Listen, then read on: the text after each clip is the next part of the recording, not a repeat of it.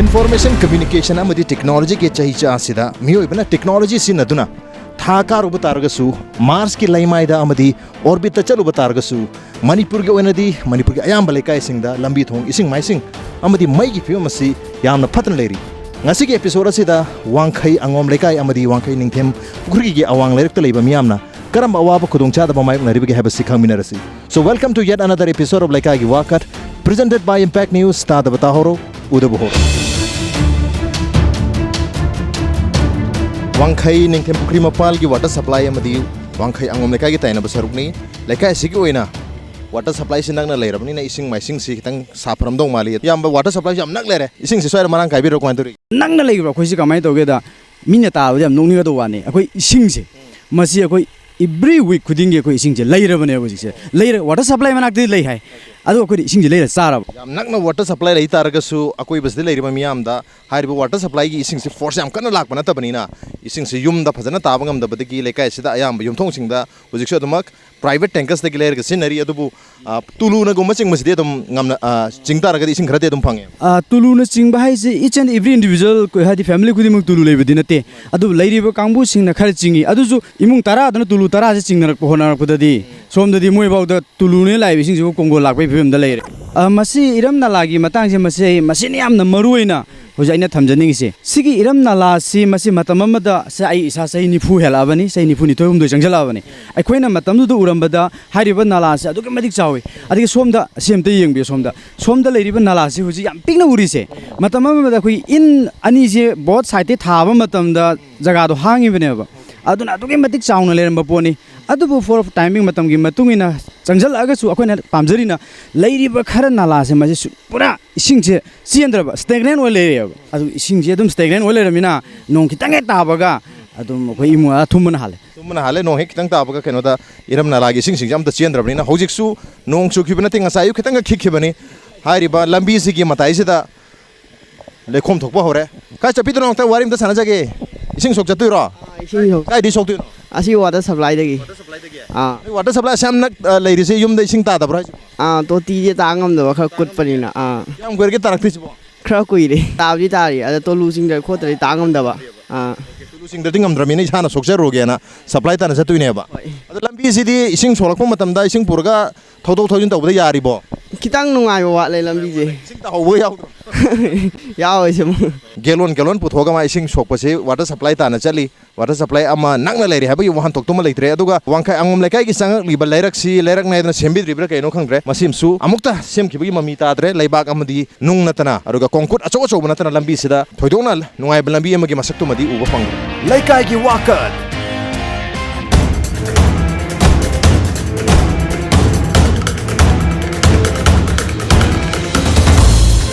Wangkhei Angom Leikai si leibagi di nungai du bu toriba la khoigi lambi thong adi drain mathak da khoigi tuti pipe pu se masini kwari hoina number 1 khoina nungai jadi se masi mari ni bo department hai da Leikai club hai da masini to yengsan bi ga di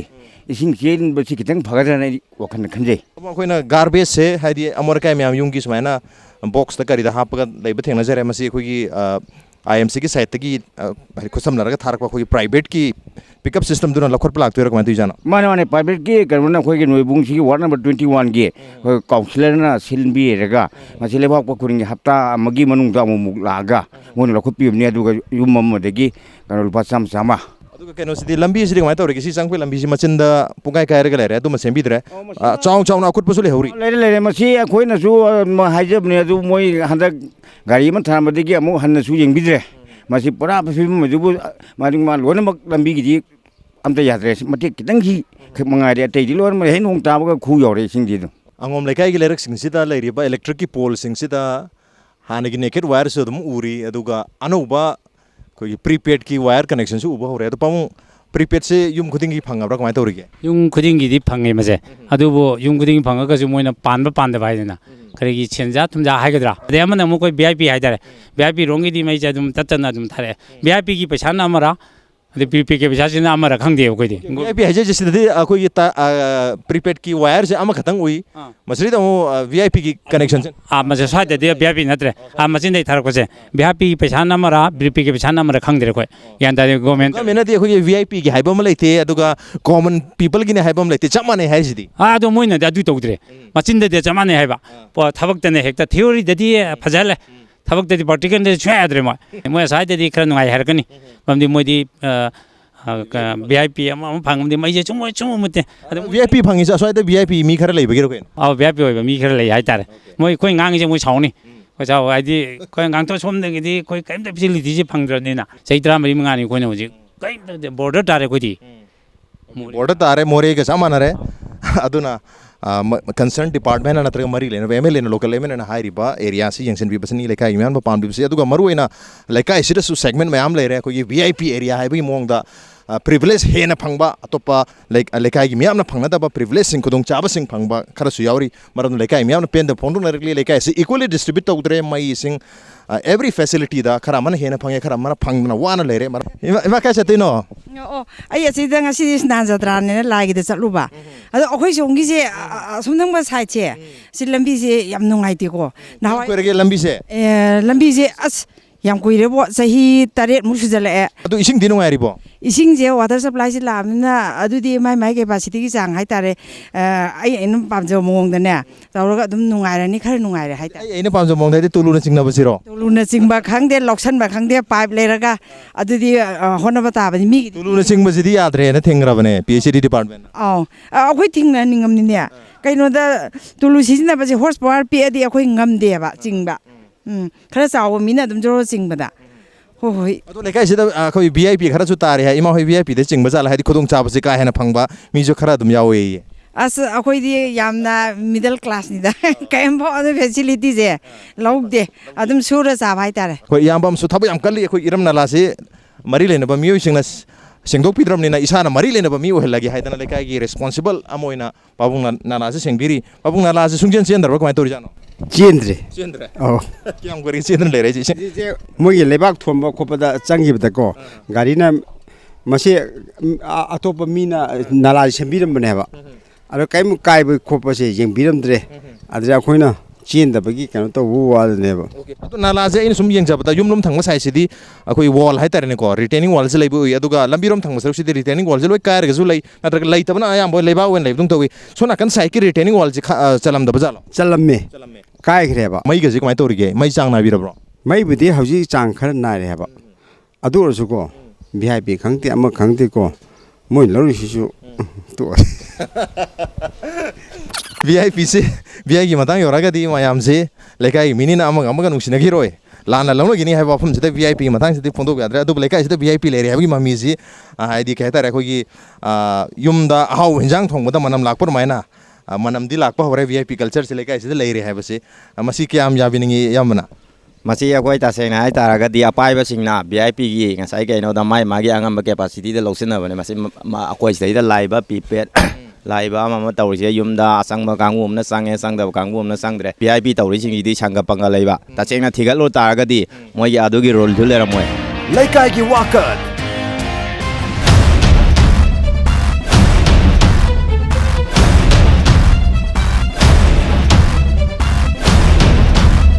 lekai yo PDS ki supply se masi chang na ina pibiri bra pibi tar gana karam mong de pibiri akoi thengna sa bada to lekai singda tham da kilo tara piba trawa piba na kerosene liter ama piba ani piba tawi lekai sig wona di angom lekai wona di kamai tawri ꯑꯩꯈꯣꯏ ꯑꯉꯣꯝ ꯂꯩꯀꯥꯏꯒꯤ ꯑꯣꯏꯅꯗꯤ ꯁꯤꯡꯒꯤ ꯃꯇꯥꯡ ꯍꯥꯏꯔꯒꯗꯤ ꯀꯦꯖꯤ 13 ꯐꯪꯉꯦ ꯑꯗꯨꯒ kerosene litre 2 ꯐꯪꯉꯦ ꯑꯗꯨꯒ ꯑꯩꯈꯣꯏꯒꯤ ꯆꯤꯅꯤꯁꯤꯗꯤ ꯐꯪꯗꯕꯁꯤ ꯆꯍꯤ 10 ꯃꯨꯛꯀꯤ ꯐꯥꯔꯛꯑꯃꯅꯤ ꯆꯤꯅꯤ ꯃꯥꯡꯈ꯭ꯔꯦ ꯀꯛꯆꯤꯡꯅ ꯆꯥꯈ꯭ꯔꯦ ꯆꯤꯅꯤꯗꯤ mayamna takpir bada mai gi matang se mai sa aphang ba khara su phajana yauri phang da su yauri takpi adu lekai sida VIP culture gi mami su habe tare hai adu mayamna yam kana lekai mi ngatani na phongdok posu nungai ta ba yaw hai tare ne adu mami di tare VIP culture leiri se hadi mi khara na privilege se kudong chaba se hena phang ma khara mana sum phang da su yauri yam sum wafam ne dudi hainro ba yado lemina ba kangu khobuni da akhoi masin usina da ba tagani na akhoi sum ama sum khangna bane Ningthem Pukhri mapal gi water supply se mami ngam chale ising phang da bagi lekai sida di adu matang da ne hajin ngi se ising matang sidi na na khoi gi MLA su la yengame ꯑꯩꯈꯣꯏ ꯏꯁꯤꯡ ꯆꯥꯗꯕ ꯅꯛꯅ zero ꯃꯥꯏꯜꯗ ꯁꯤ ꯋꯥꯁꯞꯂꯥꯏꯒꯤ zero ꯃꯥꯏꯜꯗ ꯂꯩꯔꯦ ꯏꯁꯤꯡ ꯆꯥꯗꯕꯁꯦ ꯑꯩꯈꯣꯏ ꯋꯥꯡꯈꯩ ꯑꯉꯣꯝ ꯂꯩꯀꯥꯏꯁꯤꯅꯤ ꯍꯧꯖꯤꯛ ꯇꯨꯂꯨ ꯆꯤꯡꯉ ꯇꯥꯕꯅꯦ ꯑꯗꯣ ꯑꯩꯈꯣꯏ ꯑꯁꯤ ꯔꯤꯖꯥꯔꯚꯔꯗꯤ ꯂꯣꯏꯔꯦꯅ ꯍꯥꯏꯔꯦ ꯑꯗꯣ ꯑꯁꯤ ꯂꯣꯏꯔꯒ ꯃꯣꯏ ꯑꯁꯤꯗꯩ ꯊꯥꯔꯛꯑꯒꯗꯤ ꯈꯔꯗꯤ ꯅꯨꯡꯉꯥꯏꯒꯗꯧ ꯃꯥꯜꯂꯦ ꯑꯗꯣ ꯍꯧꯖꯤꯛꯀꯤ ꯃꯈꯩ ꯑꯣꯏꯅꯗꯤ ꯌꯥꯝ ꯑꯣꯚꯔ ꯑꯣꯏꯅ ꯅꯨꯡꯉꯥꯏꯕꯗꯨꯗꯤ ꯑꯣꯏꯗ꯭ꯔꯤ PCD department ꯐꯣꯡꯗꯣꯛꯏꯕ ꯋꯥꯐꯝ ꯑꯩꯈꯣꯏ ꯇꯨꯂꯨꯅ ꯏꯁꯤꯡ ꯆꯤꯡꯕ ꯌꯥꯗꯦ ꯍꯥꯏꯕ ꯑꯩꯈꯣꯏꯒꯤ ꯔꯨꯜ ꯍꯥꯏꯒꯗ꯭ꯔꯥ ꯔꯦꯒꯨꯂꯦꯁꯟ ꯑꯃ ꯒꯥꯏꯗꯂꯥꯏꯟ ꯑꯃꯗꯤ ꯄꯤꯔꯤ ꯑꯗꯨꯕꯨ ꯑꯩꯈꯣꯏꯒꯤ ꯑꯉꯣꯝ ꯂꯩꯀꯥꯏꯒꯤ ꯑꯣꯏꯅꯗꯤ ꯂꯥꯛꯏꯕ ꯋꯥꯇꯔ ꯁꯄ꯭ꯂꯥꯏꯒꯤ ꯏꯁꯤꯡꯁꯤ ꯇꯨꯂꯨꯅ ꯆꯤꯡꯕ ꯅꯠꯇ꯭ꯔꯒꯗꯤ ꯁꯨꯡꯗꯥ ꯇꯥꯕ ꯉꯝꯗꯕꯅꯤꯅ ꯍꯥꯏꯔꯤꯕ ꯒꯥꯏꯗꯂꯥꯏꯟꯗꯨꯒꯤ ꯋꯥꯡꯃꯗ ꯇꯨꯂꯨꯅ ꯏꯁꯤꯡꯁꯤ ꯆꯤꯡꯕ ꯅꯠꯇ꯭ꯔꯒꯗꯤ ꯎꯄꯥꯏ ꯂꯩꯇꯦ ꯃꯇꯥꯡ ꯁ꯭ꯋꯥꯏꯁꯤꯗꯅꯤ ꯌꯥꯝꯅ ꯀꯟꯇ꯭ꯔꯥꯗꯤꯛꯇꯔꯤ ꯑꯣꯏꯕ ꯋꯥꯐꯝ ꯂꯥꯛꯏꯕ PCD departmentꯅ ꯏꯁꯤꯡꯁꯤ ꯌꯧꯍꯟꯕ ꯉꯝꯗ꯭ꯔꯒ ꯇꯨꯂꯨꯅꯁꯨ ꯆꯤꯡꯕ ꯌꯥꯔꯣꯏ ꯍꯥꯏ ꯇꯨꯂꯨꯅꯁꯨ ꯆꯤꯡꯗꯕ ꯇꯥꯔꯒꯗꯤ ꯂꯩꯀꯥꯏꯁꯤꯅ ꯏꯁꯤꯡꯁꯤ ꯀꯗꯥꯏꯗꯒꯤ ꯂꯧꯒꯅꯣ ꯍꯥꯏꯕ ꯌꯥꯝ ꯆꯥꯎꯕ ꯀꯣꯏꯁꯟ ꯑꯃꯗꯤ ꯑꯗꯨꯃꯛ ꯂꯩꯔꯤ ꯂꯩꯀꯥꯏꯒꯤ ꯗꯨꯀꯥꯟ ꯑꯆꯧꯕ ꯑꯃ ꯂꯩꯔꯦ ꯗꯨꯀꯥꯟꯁꯤꯒꯤ ꯏꯌꯥꯝꯕ ꯑꯃ ꯃꯣꯃꯣꯟ ꯃꯤꯅꯣꯛ ꯇꯧꯗꯅ ꯂꯩꯔꯦ ꯏꯌꯥꯝꯕꯗ ꯍꯪꯖꯒꯦ ꯂꯩꯀꯥꯏꯁꯤ ꯌꯥꯝ ꯅꯨꯡꯉꯥꯏ ꯃꯥꯜꯂꯤ ꯃꯣꯃꯣꯟ ꯃꯤꯅꯣꯛꯀ ꯌꯥꯝ ꯆꯥꯎꯅ ꯇꯧꯕꯤꯔꯤ ꯂꯩꯀꯥꯏꯁꯤ ꯀꯃꯥꯏꯅ ꯇꯧꯔꯤꯒꯦ ꯏꯌꯥꯝꯕ ꯅꯨꯡꯉꯥꯏ ꯍꯥꯏꯇꯥꯔꯦ ꯒꯤꯗꯤ ꯄ꯭ꯔꯤꯄꯦꯗꯀꯤ ꯃꯤꯇꯔꯁꯦ ꯄꯥꯟꯕꯤꯔꯝꯃꯕ꯭ꯔꯥ ꯆꯨꯝꯅꯒꯤ ꯀꯅꯦꯛꯁꯟ ꯈꯛꯇꯔ ꯄꯤꯔꯤꯁꯦ ꯍꯧꯖꯤꯛ ꯀꯅꯦꯛꯁꯟ ꯈꯛꯇꯅꯤ ꯄ꯭ꯔꯤꯄꯦꯗ ꯌꯥꯎꯗ꯭ꯔꯤ ꯄꯣꯁꯄꯦꯗ ꯑꯣꯏꯅ ꯑꯗꯨꯝ ꯇꯧꯔꯤ ꯄꯣꯁꯄꯦꯗ ꯑꯣꯏꯅ ꯇꯧꯔꯤ ꯊꯥꯒꯤ ꯄꯤꯔꯤ ꯑꯗꯣ ꯏꯌꯥꯝꯕ ꯂꯩꯀꯥꯏꯁꯤꯒꯤ ꯑꯣꯏꯅ ꯀꯔꯤ ꯀꯔꯤꯗꯤ ꯁꯥꯐꯔꯦꯅ ꯈꯟꯕꯤꯒꯦ ꯏꯌꯥꯝꯕꯒꯤ ꯗꯨꯀꯥꯟꯁꯤꯕꯨꯗꯤ ꯌꯥꯝ ꯁꯥꯐꯅ ꯎꯔꯦ ꯈꯪꯗꯦꯗ ꯃꯁꯤ ꯍꯥꯏꯐꯝ ꯈꯪꯗꯦ ꯍꯣꯏ ꯃꯩꯕꯨꯗꯤ ꯐꯔꯦ ꯑꯗꯨꯒ ꯗ꯭ꯔꯦꯟꯗꯤ ꯄꯨꯔꯥ ꯌꯥꯗ꯭ꯔꯦ ꯗ꯭ꯔꯦꯟꯗꯤ ꯄꯨꯔꯥ ꯗ꯭ꯔꯦꯟ ꯂꯩ ꯍꯥꯏꯕ ꯋꯥꯅꯤ ꯏꯁꯤꯡ ꯀꯩꯝ ꯆꯦꯟꯗꯦ ꯅꯣꯡ ꯇꯥꯀꯥꯟꯗ ꯑꯩꯈꯣꯏ ꯂꯩꯀꯥꯏꯒꯤ ꯄꯥꯕꯨꯡ ꯑꯃ ꯑꯌꯨꯛꯀꯤ ꯃꯇꯝꯁꯤꯗ ꯋꯥꯀꯤꯡ ꯊꯣꯛꯏ ꯄꯥꯕꯨꯡ ꯀꯥꯏ ꯆꯠꯄꯤꯔꯨꯕꯅꯣ ꯀꯩꯅꯣ ꯃꯃꯥꯡꯂꯣꯝ ꯆꯠꯂꯨꯕꯅꯦ ꯂꯩꯀꯥꯏꯁꯤꯒꯤ ꯑꯣꯏꯅ ꯀꯔꯤꯗꯤ ꯁꯥꯐꯔꯦ ꯀꯔꯤꯗꯤ ꯅꯨꯡꯉꯥꯏꯔꯦꯅ ꯈꯟꯕꯤꯒꯦ ꯀꯔꯤꯝ ꯈꯟꯗꯦ ꯍꯧꯖꯤꯛ ꯁꯤꯕꯣ ꯂꯩꯀꯥꯏꯁꯤ ꯅꯨꯡꯉꯥꯏꯕ ꯑꯝꯇ ꯂꯩꯇꯦ ꯍꯧꯖꯤꯛ ꯂꯝꯕꯤ ꯊꯣꯡ ꯆꯠꯂꯦ ꯅꯨꯡꯉꯥꯏꯇꯦ ꯁꯣꯔꯣꯛ ꯆꯠꯂꯦ ꯅꯨꯡꯉꯥꯏꯇꯦ ꯀꯔꯤꯝ ꯅꯨꯡꯉꯥꯏꯕ ꯑꯃ ꯌꯥꯎꯗꯦ Leikai Wakat.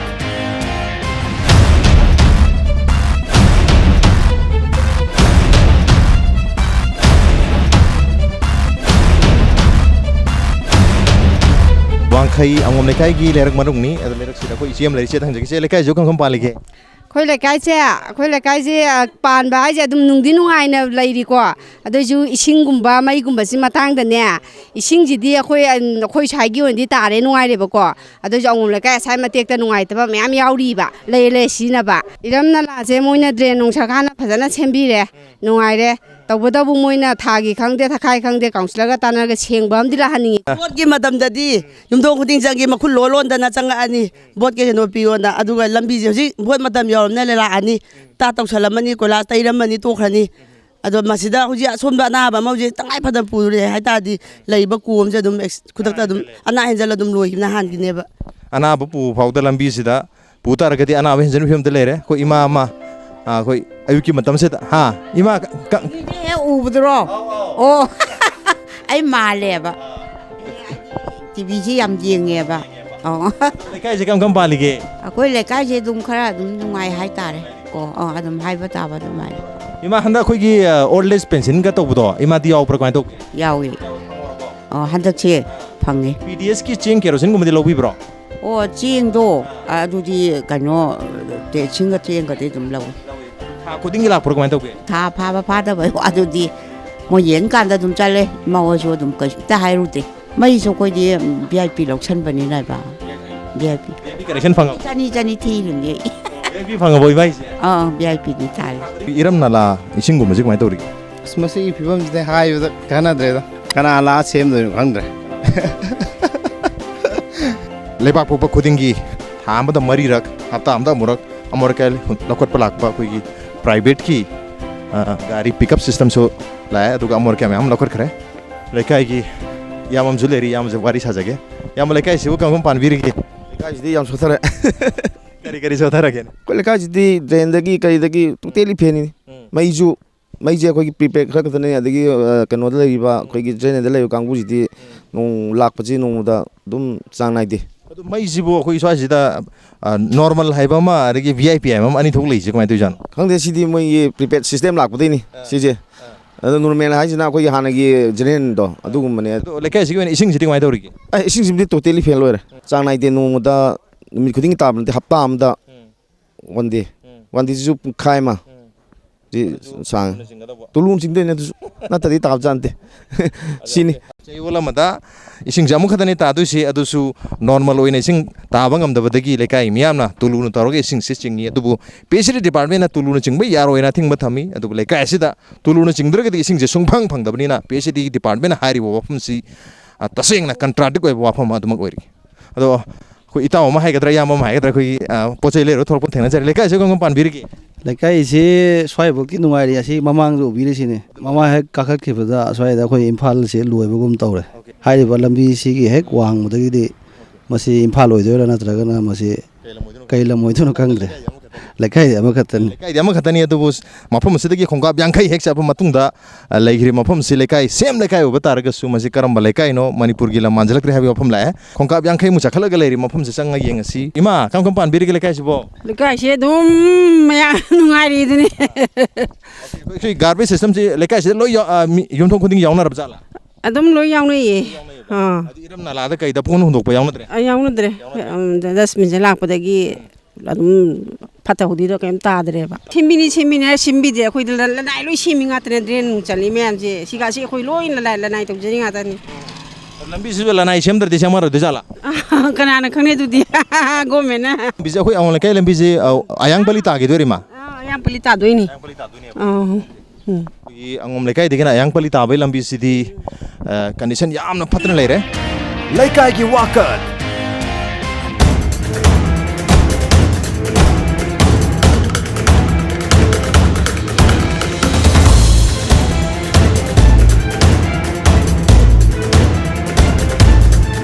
ꯃꯈꯥꯔꯣꯝꯗ ꯁꯤ ꯆꯠꯈꯤꯕ ꯂꯩꯔꯛꯁꯤꯅ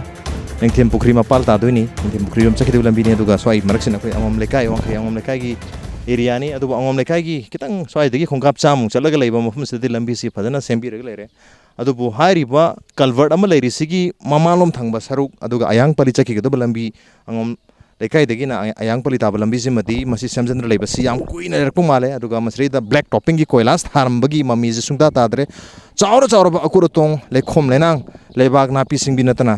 ꯂꯝꯕꯤꯁꯤꯗ ꯀꯩꯝꯇ ꯎꯗ꯭ꯔꯦ ꯃꯔꯝ ꯑꯗꯨꯅ ꯃꯁꯤꯗ ꯆꯠꯊꯣꯛ ꯆꯠꯁꯤꯟ ꯇꯧꯕ ꯅꯠꯇ꯭ꯔꯒ ꯒꯥꯔꯤ ꯊꯧꯕꯗ ꯂꯩꯔꯝꯒꯗꯕ ꯑꯦꯛꯁꯄꯤꯔꯤꯌꯦꯟꯁ ꯌꯥꯝ ꯋꯥꯔꯝꯅꯤ ꯂꯩꯀꯥꯏꯁꯤꯗ ꯂꯩꯔꯝꯕ ꯏꯃꯥ ꯑꯃꯗ ꯍꯪꯖꯒꯦ ꯏꯃꯥ ꯂꯩꯀꯥꯏꯁꯤꯒꯤ ꯂꯝꯕꯤꯁꯤ ꯍꯦꯛ ꯌꯦꯡꯕꯗ ꯌꯥꯝ ꯋꯥꯅ ꯎꯔꯦ ꯃꯁꯤꯗꯤ ꯑꯩꯅ ꯉꯁꯤꯐꯥꯎꯒꯤ ꯂꯩꯀꯥꯏ ꯋꯥꯀꯔꯒꯤ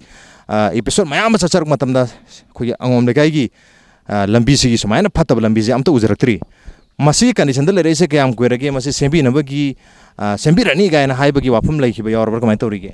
ꯑꯗꯨꯒꯨꯝꯕ ꯋꯥꯐꯝ ꯑꯃꯐꯥꯎ ꯂꯩꯇꯦ ꯉꯁꯤ ꯆꯍꯤ ꯑꯅꯤꯔꯣꯝꯗꯤ ꯐꯥꯔꯝꯃꯅꯤ ꯃꯁꯤꯁꯤꯗ ꯂꯝꯕꯦꯟꯁꯦ ꯁꯦꯝꯕꯤꯌꯨꯅ ꯍꯥꯏꯕꯁꯤꯗ ꯀꯅꯥꯝꯇꯅ ꯁꯦꯝꯕꯤꯗꯦ ꯑꯗꯨꯅ ꯑꯩꯈꯣꯏꯗꯤ ꯅꯣꯡ ꯆꯨꯔꯛꯄꯗ ꯁꯤ ꯈꯨꯖꯦꯡ ꯌꯧꯔꯦ ꯑꯗꯒꯤ ꯗ꯭ꯔꯦꯟ ꯆꯜꯂꯤꯅꯦꯅ ꯆꯜꯂꯤꯕꯁꯤꯁꯨ ꯏꯁꯤꯡ ꯅꯂꯥ ꯆꯦꯟꯗ꯭ꯔꯦ ꯁꯤ ꯏꯁꯤꯡ ꯈꯤꯇꯪ ꯅꯣꯡ ꯆꯨꯔꯛꯄꯗ ꯁꯤꯗ ꯄꯥꯊꯣꯔꯛꯇꯅ ꯑꯉꯥꯡ ꯅꯨꯕꯤ ꯑꯍꯜ ꯂꯃꯟ ꯑꯃ ꯐꯥꯎꯕ ꯆꯠꯄ ꯌꯥꯗ꯭ꯔꯦ ꯗ꯭ꯔꯦꯟꯁꯦ ꯍꯦꯛ ꯆꯟꯕꯗꯒꯤ ꯉꯁꯤ ꯐꯥꯎꯕ ꯑꯃꯠꯇ ꯏꯁꯤꯡꯁꯦ ꯆꯦꯟꯗ꯭ꯔꯦ ꯍꯦꯛ ꯅꯣꯡꯁꯦ ꯀꯟꯅ ꯍꯦꯛ ꯆꯨꯕꯗ ꯁꯤꯒꯤ ꯂꯝꯕꯦꯟꯁꯦ ꯁꯤꯗꯩꯅ ꯑꯉꯣꯝ ꯂꯩꯀꯥꯏ ꯁꯤ ꯇꯥꯕ ꯑꯗꯒꯤ ꯁꯣꯂꯣꯝꯗꯅ ꯅꯥꯃꯟꯖꯨꯇꯦꯛ ꯇꯥꯕ ꯂꯝꯕꯦꯟꯁꯦ ꯑꯩꯈꯣꯏ ꯑꯃꯠꯇ ꯆꯠꯄ ꯌꯥꯗ꯭ꯔꯦ ꯑꯉꯥꯡꯈꯩ ꯁ꯭ꯀꯨꯜ ꯆꯠꯄ ꯃꯇꯝꯗ ꯃꯣꯖꯥ ꯂꯧꯊꯣꯛꯑ ꯆꯠꯅꯔꯦ ꯅꯤꯡꯊꯦꯝ ꯄꯨꯈ꯭ꯔꯤ ꯇꯥꯕ ꯂꯝꯕꯦꯟꯁꯦ ꯁꯤꯃꯁꯨ ꯀꯅꯥꯝꯇꯅ ꯁꯨꯃꯥꯏꯅ ꯁꯦꯝꯕꯤꯗ꯭ꯔꯦ ꯑꯗꯨꯅ ꯅꯣꯡ ꯇꯥꯔꯛꯄꯗ ꯇꯣꯇꯤ ꯇꯥꯔꯛꯄꯗ ꯇꯣꯇꯤ ꯄꯥꯏꯌꯦ ꯄꯣꯛꯈꯥꯏꯕꯁꯨ ꯁꯦꯝꯕꯤꯗ꯭ꯔꯦ ꯑꯗꯨꯅ ꯑꯩꯈꯣꯏꯁꯦ ꯌꯥꯝꯅ ꯅꯨꯡꯉꯥꯏꯇꯅ ꯃꯔꯛꯁꯤꯗ ꯑꯩꯈꯣꯏ ꯂꯩꯔꯦ ꯄꯥꯕꯨꯡꯗꯁꯨ ꯍꯪꯖꯒꯦ ꯑꯩꯈꯣꯏ ꯍꯣꯇꯦꯜ ꯑꯃ ꯂꯩꯔꯦ ꯄꯥꯕꯨꯡ ꯂꯩꯀꯥꯏꯁꯤꯕꯨ ꯀꯔꯝ ꯄꯥꯟꯕꯤꯔꯤꯒꯦ ꯂꯩꯀꯥꯏꯁꯤ ꯈꯪꯗꯦꯗ ꯏꯕꯨꯡꯉꯣ ꯀꯨꯏꯔꯦ ꯑꯩꯈꯣꯏꯒꯤ ꯂꯝꯕꯦꯜ ꯑꯁꯤ ꯁꯦꯝꯕꯤꯗꯕ ꯅꯣꯡ ꯍꯦꯛ ꯆꯨꯕꯒ ꯃꯌꯥꯏꯗ ꯆꯦꯜꯂꯦ ꯏꯁꯤꯡꯁꯤ ꯁꯤ ꯐꯅꯌꯥꯝꯅ ꯍꯪꯕ ꯌꯥꯕ ꯍꯪꯉꯕꯅꯤ ꯀꯅꯥꯝꯇ ꯂꯥꯛꯇꯅ ꯁꯦꯝꯕꯤꯗꯦ ꯑꯩꯈꯣꯏ ꯂꯣꯀꯦꯜ ꯑꯦꯝ ꯑꯦꯜ ꯑꯦꯗ ꯀꯔꯤꯗ ꯅꯠꯇ꯭ꯔꯒ ꯀꯥꯎꯟꯁꯤꯂꯔꯗ ꯀꯩꯗ ꯃꯁꯤ ꯂꯝꯕꯤꯁꯤ ꯁꯦꯝꯕꯤꯌꯨ ꯁꯦꯝꯖꯤꯟꯕꯤꯔꯣ ꯀꯣꯏꯂꯥꯁꯃꯛ ꯊꯥꯗ꯭ꯔꯒꯁꯨ ꯀꯣꯟꯀ꯭ꯔꯤꯠꯇ ꯑꯣꯏꯔꯕꯁꯨ ꯃꯁꯤ ꯈꯤꯇꯪ ꯃꯑꯣꯡ ꯃꯔꯤꯟ ꯅꯥꯏꯅ ꯁꯦꯝꯕꯤꯔꯣ ꯍꯥꯏꯕ ꯋꯥꯐꯝꯗꯤ ꯂꯩꯇ꯭ꯔꯤꯕ ꯂꯩꯀꯥꯏꯒꯤ ꯑꯣꯏꯅ ꯂꯩꯈ꯭ꯔꯦ ꯇꯧꯒꯦꯗꯃ ꯍꯥꯏ ꯇꯧꯕꯤꯔꯛꯇ꯭ꯔꯤ ꯆꯥꯕꯤꯔꯕꯣ ꯃꯆꯥꯛ ꯆꯥꯗ꯭ꯔꯤ ꯑꯉꯥꯡ ꯊꯤꯜꯂꯨꯕ ꯍꯟꯖꯜꯂꯛꯄꯗ ꯉꯥꯏꯔꯤ ꯂꯩꯀꯥꯏꯁꯤ ꯌꯥꯝ ꯅꯨꯡꯉꯥꯏꯅ ꯇꯥꯖꯩ ꯇꯁꯦꯡꯅ ꯅꯨꯡꯉꯥꯏꯔ ꯖꯥꯠꯂꯥ ꯑꯁ ꯅꯨꯡꯉꯥꯏ ꯍꯥꯏꯗꯣꯏꯔꯥ ꯋꯥꯏ ꯍꯥꯏꯗꯣꯏꯔꯥ ꯑꯩꯈꯣꯏ ꯂꯝꯕꯤ ꯁꯣꯔꯣꯛꯁꯦ ꯑꯝꯇ ꯒ꯭ꯌꯥꯟ ꯃꯦꯟ ꯑꯃ ꯇꯥꯗ꯭ꯔꯦ ꯈꯨꯗꯤ ꯊꯤꯖꯜꯂꯦ ꯅꯣꯡ ꯃꯪꯕꯒ ꯂꯩꯈꯣꯝꯒ ꯂꯣꯏ ꯊꯣꯛꯑꯦ ꯑꯗꯨꯕꯨ ꯃꯩꯁꯤꯗꯤ ꯑꯩꯈꯣꯏ ꯄ꯭ꯔꯤꯄꯦꯗꯀꯤ ꯋꯥꯌꯔꯗꯤ ꯇꯤꯡꯉꯦ ꯇꯁꯦꯡꯅ ꯄ꯭ꯔꯤꯄꯦꯗꯀꯤ ꯃꯤꯇꯔꯒ पानꯕꯤꯗꯅ ꯃꯩ ꯄꯤꯔꯕꯣ ꯑꯗꯨꯗꯤ ꯑꯩꯈꯣꯏꯒꯤꯗꯤ ꯑꯗꯨ ꯑꯣꯏꯅ ꯇꯧꯗ꯭ꯔꯦ ꯁꯣꯂꯔ ꯂꯥꯏꯠ ꯑꯣꯏꯅ ꯇꯧꯖꯔꯦ ꯃꯩꯁꯦ ꯁꯨꯡꯂꯧ ꯍꯦꯛ ꯂꯧꯖꯔꯔꯣꯏꯅ ꯑꯥꯎ ꯃꯩ ꯆꯥꯡ ꯅꯥꯏ ꯅꯠꯇ꯭ꯔꯒ ꯅꯥꯏꯗꯦ ꯍꯥꯏꯗꯤ ꯁꯣꯛꯄꯨꯗꯤ ꯁꯣꯂꯔ ꯊꯥꯟꯖꯔꯒꯦ ꯍꯥꯏꯅ ꯁꯣꯂꯔ ꯄ꯭ꯂꯦꯠ ꯃꯌꯥꯝ ꯊꯥꯡꯉꯛꯈ꯭ꯔꯦ ꯃꯣꯏꯗꯤ ꯌꯥꯝ ꯅꯨꯡꯉꯥꯏꯅ ꯂꯩꯈ꯭ꯔꯦ ꯑꯩꯈꯣꯏ ꯂꯩꯀꯥꯏ ꯋꯥꯀꯠꯀꯤ ꯑꯣꯏꯅ this is the first time ꯂꯩꯀꯥꯏ ꯋꯥꯀꯠꯅ ꯑꯁꯨꯛ ꯌꯥꯝꯅ ꯅꯨꯡꯉꯥꯏꯇꯕ ꯂꯝꯕꯤ ꯊꯦꯡꯅꯖꯔꯛꯄꯁꯤ ꯑꯩꯈꯣꯏ ꯑꯌꯥꯡꯄꯜꯂꯤ ꯇꯥꯕ ꯌꯥꯕ ꯑꯉꯣꯝ ꯂꯩꯀꯥꯏꯒꯤ ꯂꯝꯕꯤꯁꯤꯅ ꯑꯣꯏꯔꯤ ꯂꯝꯕꯤꯁꯤ ꯌꯦꯡꯉꯨꯔꯒ ꯅꯍꯥ ꯑꯃ ꯑꯣꯏꯅ ꯀꯔꯝꯕ ꯋꯥꯐꯝ ꯐꯣꯡꯗꯣꯛꯅꯤꯡꯉꯤ ꯑꯩꯈꯣꯏꯒꯤ ꯒꯚꯔꯟꯃꯦꯟ ꯂꯝꯕꯤ ꯚꯤꯖꯥꯕꯤ ꯒꯚꯔꯟꯃꯦꯟ ꯑꯦꯟ ꯗꯤꯄꯥꯔꯠꯃꯦꯟ ꯀꯔꯤ ꯍꯥꯏꯕꯤꯅꯤꯡꯉꯤ ꯁꯤ ꯄ꯭ꯔꯖꯥꯅ ꯊꯦꯡꯅꯔꯤꯕ ꯑꯋꯥꯕꯁꯤ ꯈꯜꯂꯒ ꯍꯥꯏꯗꯤ ꯂꯩꯔꯤꯕ ꯂꯣꯀꯦꯜ ꯑꯦꯝ ꯑꯦꯜ ꯑꯦꯁꯤꯡꯁꯤꯅꯀꯣ ꯍꯥꯏꯗꯤ ꯁꯨꯃꯥꯏꯅ ꯇꯧꯔꯤꯁꯦ ꯑꯊꯨꯕ ꯃꯇꯝꯗ ꯃꯣꯏꯅ ꯁꯦꯝꯍꯟꯅꯤꯡꯕꯒꯤ ꯑꯄꯥꯝꯕꯗꯨ ꯂꯩ ꯗ꯭ꯔꯦꯟꯁꯤ ꯁꯥꯈꯤꯕꯗꯤ ꯑꯃꯨꯛ ꯀꯣꯠꯇ꯭ꯔꯤꯕ꯭ꯔꯥ ꯀꯩꯅꯣ ꯗ꯭ꯔꯦꯟ ꯁꯥꯈꯤꯕꯗꯒꯤ ꯀꯣꯠꯇ꯭ꯔꯤꯌꯦ ꯅꯣꯡ ꯆꯨꯔꯀꯥꯟꯗꯗꯤ ꯍꯟꯗꯛꯀꯤ ꯔꯦꯅꯤ ꯁꯤꯖꯟꯁꯤꯗꯤ ꯇꯧꯗ꯭ꯔꯤ ꯃꯃꯥꯡꯒꯤꯗꯤ ꯇꯧꯗ ꯉꯥꯏꯔꯤꯕ ꯑꯗꯨꯅ case ꯇꯧꯈꯤꯗꯦ This will be the first monsoon handaki monsoon sidi yengba tare hawjiko inadi iram nala singsida kabokang napi singbi amor ka me amana pik thala legre isingsi almost yendrabgumni stagnant oirabani maramaduna handaki monsoon hawrabani monsoon has almost begun maramaduna handaki monsoon sina nongju panthasena phajana lag matam sida laikai sida karam makhalgi ichau natraga karam makhali awaba thengnagadagi habidudi handaki chahi siri yengba tare Leikai gi Wakat adigi akoina isingi da haraga अखोई 1982 दा अखोई yum होंगदरकपनी अदगी दुम इसिंग जे फंगद्रे एप्टिंग रे अतोमी मचा दो न कोई दुम इसिंग ले दुम जिनरे अदो सरकार की प्लान दे मोय कोइलास थाबिगदा थाबिरोइद्रा दे दुम दिखंगद्रे लंबी जी सेम्बियो न ऑनरेबल एमएलए दा अखोई अहलम मंजिंग मयाम तौरगा चलोरे अदो हौजिक फावबा मान सेम्बिगनी हाइबगे रेस्पोंस अमता पीबिरिबका लैत्रि ꯂꯝꯕꯤꯁꯤꯗꯤ ꯑꯁ ꯌꯥꯗ꯭ꯔꯦꯗ ꯁꯤꯗꯤ ꯄꯨꯔꯥ ꯀꯣꯝꯗꯧꯅ ꯂꯩꯔꯕꯅꯦ ꯑꯗꯣ ꯑꯩꯈꯣꯏ ꯅꯣꯡ ꯇꯥꯔꯀꯥꯟꯗ ꯒꯥꯔꯤ ꯃꯆꯥ ꯑꯗꯒꯤ ꯃꯈꯣꯡ ꯑꯅꯤ ꯄꯥꯟꯕ ꯈꯣꯠꯄ ꯀꯔꯤꯝ ꯊꯧꯗꯣꯛꯆꯗ꯭ꯔꯦ ꯈꯣꯡꯅ ꯊꯣꯛꯆꯔꯦ ꯅꯣꯡ ꯆꯨꯔꯒꯗꯤ ꯒꯥꯔꯤ ꯊꯧꯗꯣꯛꯇꯣꯏ ꯁꯔꯨꯛꯄꯨꯗꯤ ꯈꯣꯡ ꯆꯠꯄꯅ ꯐꯔꯦꯅ ꯈꯣꯡ ꯊꯣꯛꯆꯔꯦꯅ ꯇꯥꯛꯄꯤꯔꯤ ꯑꯩꯈꯣꯏ ꯏꯆꯦ ꯍꯣꯏꯗꯁꯨ ꯍꯪꯖꯒꯦ ꯏꯆꯦ ꯂꯩꯀꯥꯏꯁꯤ ꯀꯃꯥꯏ ꯄꯥꯟꯕꯤꯔꯤꯒꯦ ꯅꯨꯡꯉꯥꯏ ꯍꯥꯏꯗꯣꯏꯔꯥ ꯅꯨꯡꯉꯥꯏꯇꯦ ꯍꯥꯏꯗꯣꯏꯔꯥ ꯈꯪꯗꯦ ꯂꯝꯕꯤꯗꯤ ꯅꯣꯡ ꯇꯥꯔꯛꯅꯤ ꯈꯟꯕꯗ ꯃꯊꯥ ꯌꯥꯝ ꯁꯥꯔꯦꯕ ꯑꯉꯥꯡ ꯃꯌꯥꯝ ꯁꯨꯝ ꯂꯩꯕꯅꯤꯅꯀꯣ ꯇꯨꯏꯁꯟ ꯆꯠꯄꯗꯁꯨꯅꯦ ꯅꯣꯡ ꯇꯥꯔꯛꯄꯁꯤꯗꯗꯤ ꯄꯨꯔꯥ ꯄ꯭ꯔꯣꯕ꯭ꯂꯦꯝ ꯑꯃꯅꯦꯕ ꯁꯣꯝꯗꯁꯨ ꯒꯥꯔꯤ ꯊꯧꯕꯁꯨ ꯌꯥꯗ꯭ꯔꯦ ꯁꯣꯝꯗ ꯐꯪꯉꯦ ꯅꯣꯡ ꯇꯥꯔꯛꯄꯒ ꯂꯝꯕꯤ ꯑꯗꯒꯤ ꯁꯤꯗꯒꯤ ꯍꯥꯏꯊꯔꯛꯏꯕ ꯂꯝꯕꯤꯁꯤꯒꯤ ꯂꯩꯈꯣꯝ ꯄꯨꯔꯥ ꯕꯦꯔꯥꯅꯤ ꯁ꯭ꯋꯥꯏꯁꯦ ꯂꯦꯟꯂꯣꯛꯀꯤ ꯃꯑꯣꯡꯗ ꯇꯧꯔꯦ ꯂꯝꯕꯤꯁꯦ ꯑꯩꯈꯣꯏ ꯑꯦꯕ꯭ꯔꯤ ꯂꯩꯀꯥꯏ ꯑꯃꯒ ꯑꯇꯣꯞꯄ ꯂꯩꯀꯥꯏ ꯑꯃꯒ ꯑꯩꯈꯣꯏ ꯀꯅꯦꯛ ꯇꯧꯗꯣꯔꯤꯕꯁꯤ ꯂꯝꯕꯤꯅꯤ ꯑꯗꯨꯕꯨ ꯍꯥꯏꯔꯤꯕ ꯂꯝꯕꯤꯒꯤ ꯀꯟꯗꯤꯁꯟꯁꯤ ꯑꯩꯈꯣꯏꯒꯤ ꯀ꯭ꯔꯤꯀꯦꯠꯇ ꯄꯤꯆ ꯔꯤꯄꯣꯔꯠ ꯄꯤꯕ ꯑꯗꯨꯃꯥꯏꯅ ꯄꯤꯕ ꯇꯥꯔꯒꯗꯤ ꯍꯥꯏꯔꯤꯕ ꯂꯝꯕꯤꯒꯤ ꯀꯟꯗꯤꯁꯟꯁꯤ ꯋꯦꯌꯔ ꯏꯁ ꯗ ꯔꯣꯗ ꯂꯝꯕꯤ ꯀꯗꯥꯏꯗ ꯂꯩꯕꯒꯦ ꯍꯥꯏꯕꯒꯤ ꯋꯥꯍꯪꯗ ꯑꯗꯨꯃꯛ ꯂꯩꯔꯤ ꯂꯝꯕꯤꯒꯤ ꯃꯤꯡꯗ ꯅꯨꯡ ꯈꯔ ꯂꯩꯉꯣꯏ ꯈꯔ ꯍꯩꯖꯤꯜꯂꯒ ꯊꯝꯕꯅꯤ ꯃꯁꯤꯗꯅꯤ ꯂꯩꯀꯥꯏꯒꯤ ꯃꯤꯌꯥꯝꯅ ꯅꯣꯡ ꯍꯦꯛ ꯆꯨꯔꯛꯄ ꯃꯇꯝꯗ ꯊꯣꯛꯄ ꯀꯤꯅꯔꯤ ꯍꯥꯏꯅꯔꯤꯕꯁꯤ Leikai gi Wakat मोई इसिंग नुंगाइरे हाइजे सुमाइना प्राइवेट वाटर टैंकर दगी लैबसि ओरमान वांखै आसाम लेकाइसे कमाय तौरिगे करम पानबिरिगे ꯈꯪꯗꯦꯗ ꯏꯕꯨꯡ ꯑꯃꯁꯦ ꯑꯩꯈꯣꯏ ꯁ꯭ꯋꯥꯏꯁꯤ ꯅꯨꯡꯉꯥꯏꯐꯝ ꯈꯪꯗ꯭ꯔꯦ ꯖꯒꯥꯁꯤ ꯈꯣꯡꯕꯥꯟꯅꯦꯅ ꯗ꯭ꯔꯦꯟꯅꯦꯅ ꯀꯩꯅꯣꯅ ꯇꯧꯔꯝꯃꯦ ꯁꯦꯡꯉꯝꯃꯦ ꯑꯗꯨꯒ ꯁꯤ ꯐꯠꯇ ꯍꯥꯎꯊꯤ ꯄꯪꯊꯥꯗ ꯊꯥꯗꯔꯛꯇꯅ ꯑꯩꯈꯣꯏ ꯂꯩꯐꯝ ꯂꯩꯇ꯭ꯔꯦ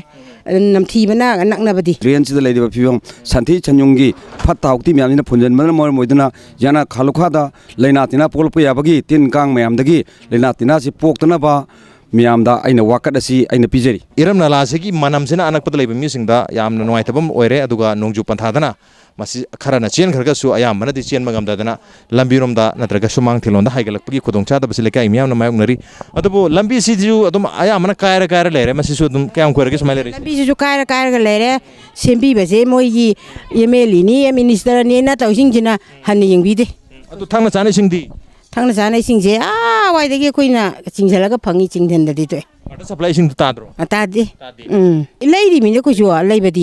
मान लाकपो ngamददि कोइ लेइरेबा इसिंजे अखोइ पोंग पा थासलकपनि स्वाइदे पैसा पाबा मा तुलु मा चिन बिसिंसि यो तुलु जिंगे इसिंग पाबजे पुलुन थाबिरक्तबा दुना नेसेसरी केम कांदे स्वाइदे पैसा पाइदो कोइ केम कांदे लमी थोंगदि खरा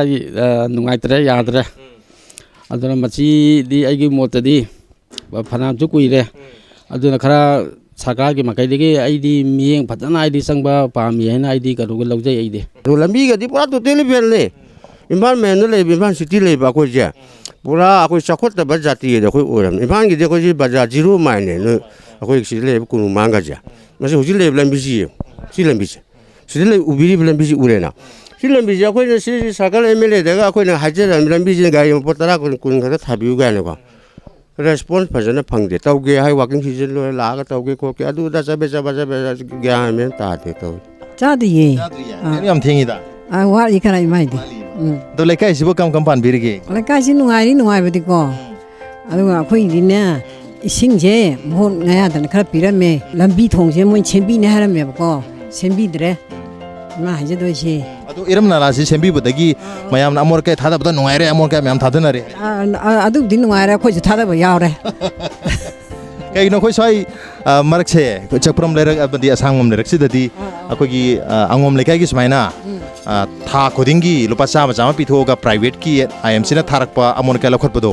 स्वाइददि लाक्ट्रिजे करिगिनो मयामना यावना दबगिरा ꯅꯠꯇ꯭ꯔꯒ ꯂꯥꯛꯇꯤꯁꯦ ꯏꯕꯨꯡꯉꯣ ꯃꯤ ꯂꯥꯛꯏ ꯑꯩꯈꯣꯏꯅꯅꯦ ꯌꯥꯎꯕꯤꯗꯕ ꯂꯨꯄꯥ ꯆꯥꯝꯃ ꯄꯤꯊꯣꯛꯇꯣꯏ ꯁꯔꯨꯛꯄꯨꯗꯤ ꯉꯥ ꯆꯔꯥ ꯑꯃ ꯆꯥꯊꯣꯛ ꯐꯩ ꯑꯗꯨꯃꯥꯏꯅ ꯈꯜꯂꯕ꯭ꯔꯥ ꯀꯩꯅꯣ ꯈꯪꯗꯦ ꯑꯩꯈꯣꯏ ꯏꯃꯥꯅ ꯍꯥꯏꯕꯤꯁꯤ ꯃꯇꯨꯡ ꯏꯟꯅꯗꯤ ꯂꯩꯀꯥꯏꯁꯤ ꯀꯔꯝ ꯄꯥꯜꯂꯤꯒꯦꯅ ꯍꯪꯕ ꯃꯇꯝꯗ ꯂꯩꯀꯥꯏꯁꯤ ꯐꯖꯅ ꯄꯥꯜꯂꯤ ꯃꯁꯤ ꯃꯨꯜꯂ ꯀꯦꯜꯂꯛꯑꯅꯤ ꯍꯥꯏꯕꯒꯤ ꯃꯑꯣꯡꯗ ꯂꯩꯔꯦ ꯂꯩꯀꯥꯏꯒꯤ ꯋꯥꯀꯠ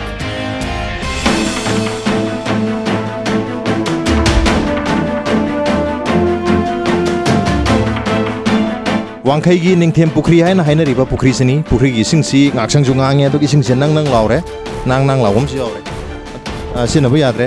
aduna isingje makhoi mamangda su laksa matamda Wangkhei Ningthem Pukhri mapan gi isingsi yam phatna lehori hojikse dum phatna leri masi semjan sajanba club ki orga su lekai orga su natraga khoi concern MLA natraga government gi side te su kembo leitabra kamai tari gi sibo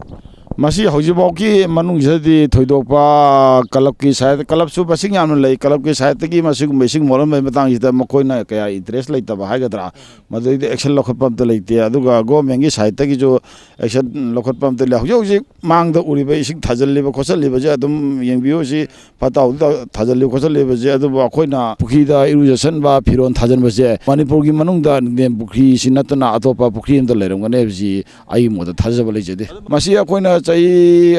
suppose chai tara muki mamang da di sing je dum akhoi gi saida toti nungdi ga kari ga ji thoidok pa leram dom ne sigi sing ya to ki matak yam pharam me ba thakpa da bo haw ba yaram me ba adu ba hojiti masi ta seng ba da sing je iru jam matam da mit mai ta matam da hangob da hakka cha ba su yaure ba khoi gi lambi je khwaidi maru si lambi si ni adrai da khoi gi MLA ni gi taina ba moi ba aduna ngasai gi side amagi MLA na ju ason gi Khanar ke haiba sona jo song khanar ke haiba maduna suksem sem daba aduna masi for the last aina sum khanda sahi manga rom si masi mafam ji manga bu hela mani suksem sem dre na lore aduga masi tawriba lambi si masi khwaidagi maru lambi di oiba aduga sembi dramna chatpa si nuai tre aduga maru oina ngasai gi MLA jing sin thawai yauri mafam jing jo kai dona da ngasai gi mokhoi gi vote khare hena phangada mafam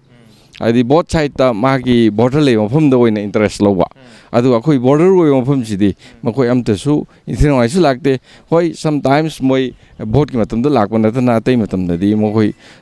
mafam ji suing yeng de haibo yar bijani adu imanga hena na bi semdna dum leire sungin semdre masi sungin semdre masi makoi gi record ta su sum yeng di khang mungong ne na lawai ain sum kan mada makoi karam kan da sem ge do redo lambi si budi am noi tre to sidagi Ningthem Pukhri mapal jena sid khoi yeta khongkap yang khemuk chal leire ada yeta hai ga na khoi gi angom lekai ta ba ya ba khoi gi lambi nala mapana saba lambi yam pala hoda buduni ado madudagi angom lekai dagi na masi yeta kitang haidoraga ayang pali ta ba lambi sini sungsen semdar lei hari bes ayang pali road leire ayang pali road tagi changaga Ningthem Pukhri mapal gi Awang Leirak ni Awang Leirak sidagi yeta hai raga khoi gi Wangkhei Angom Leikai taba ya ba lambi sini hairiba lambi si sembidra leire su yam koire chahi ahumuk phare aduga hairiba lambi si atopa lekai sing yang matamda khwaidagi phattaba lambi moire maram maduna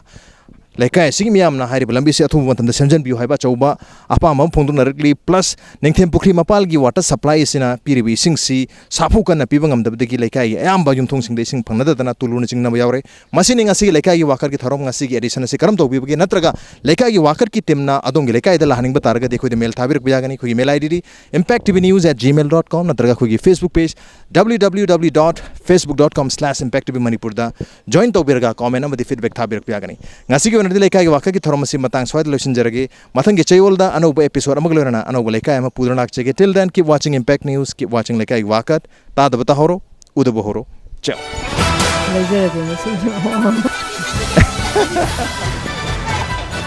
Jadi saya pergi ngasih je lepas. Yang betul yang jadi kan kau kita. Kau dukaan mapus load kerana kau mentor. Lekai sih kamu paling kan jaga tahu punya. Wangkhei Ningthem Pukhri mapal ni. Kau ayang pala mapun sini kau ning